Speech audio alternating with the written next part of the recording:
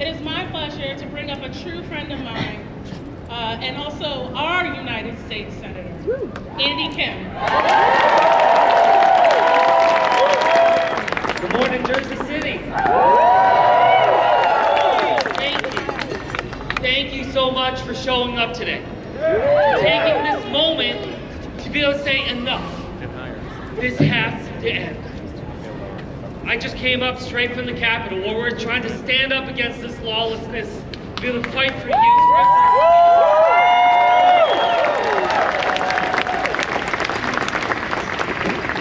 And I have to tell you, look, I remember just the other day, I was there on the floor of the Senate.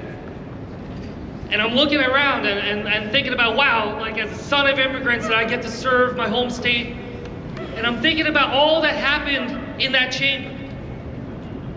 The chamber of the Senate, the United States Congress, it's a place where some of the biggest decisions have been made to try to codify healthcare in this country, try to take steps to address climate change, to be able to help immigrants in this community have the lives that they need. But now, that chamber, that body, that building that was built to help America grow is being used to dismantle our democracy. It's been taken over by Donald Trump and his dangerous allies there. And I have to tell you, it's a disgrace. It is.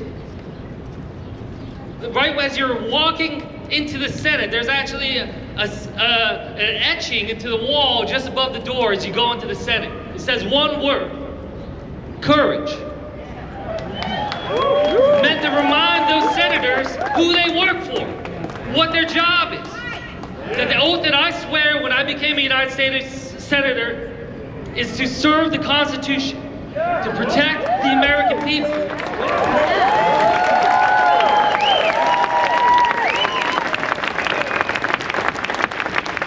We do not swear an oath to an individual. We do not swear an oath to a president. We swear an oath to our Constitution. But it's an oath that so many of my colleagues in Congress have forgotten. Their amnesia is so apparent to us as we now have an abdication of leadership. When we see that word courage, it shouldn't be that hard. Instead, the word that we see now is coward. We see it all over the place. Speaker Johnson, a coward, abdicated his responsibility. Refusing to do his job. Refusing to even show up to do his job. Refusing to fulfill the responsibilities of the Constitution, and I can't stand it anymore. We have to stand up against it. Now, one person I did have a chance to serve alongside in Congress who epitomizes courage is that I got to call a great man, John Lewis, a colleague of mine.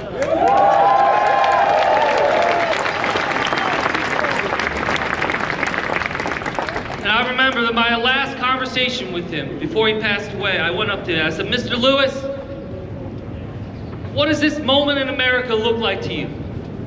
How does it compare to the times before? And he said, young man, we're not going to compare the years, but he said, this is a historic moment in this country. And I'll be honest, that was hard to hear. Because, I don't want to actually live through history. I'd much rather live through quieter times where I can be with my kids that are there doing their soccer games today. But these are the times that we live in. And we have to do our part. Yep.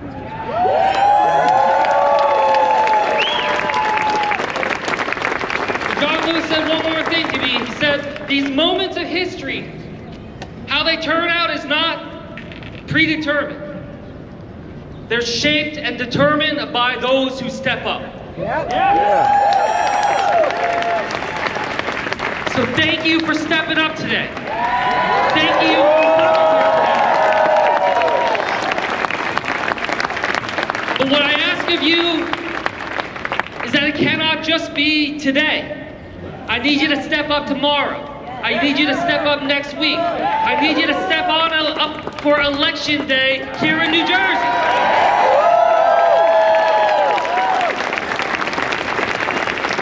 Because I have colleagues of mine in the Senate, they're coming up to me every time I go there. They're saying, what's it like in New Jersey? What's happening on the ground? We have an awesome responsibility here in New Jersey that only 2 states get to have right now in terms of this statewide governor's race. I know for all the people over the years, we're like, why does Iowa and New Hampshire get to go first for the presidentials? Well, we are the Iowa and New Hampshire of the midterm elections. We're going to shape and determine what happens in the rest of this country. We also have to take care of ourselves. And I can tell you, all this lawlessness that we see, the door will be wide open for that to come into New Jersey if Jack Ciattarelli is our governor. Are you going to let that happen? Are you going to let that happen? We have to stand up. We have to do everything we can. Get Mikey elected governor, get public servants up and down the ballot. And I need you to make some phone calls to Tom Kane and Jeff Andrew, Chris Smith, get them back to work. Tomorrow will be 1 month since the House of Representatives was in session. 1 month of abdication of leadership at a time when we need it most. I'm sick of it. So let's reject the cowards. Let's stand up for courage. Let's do this, Jersey City. Thank you.